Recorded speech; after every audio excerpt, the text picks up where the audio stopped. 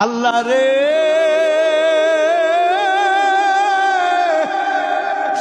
এই গুনাহগুলি নিয়া তোমার দরবারে কেমন করে হাজির হব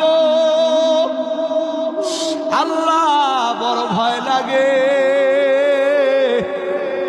অন্তরের ভিতরে বড় ভয় জাগে গো আল্লাহ। তবে আমি একটা কথা জানি আল্লাহ গো,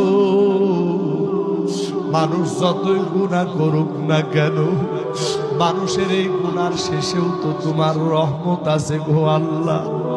আল্লাহ, আমি শুনেছি মানুষের গুনাহ যতই বড় হোক না কেন আল্লাহ, মানুষের গুনাহ থেকেও নাকি তোমার রহমতের দরিয়া আরো বিশাল।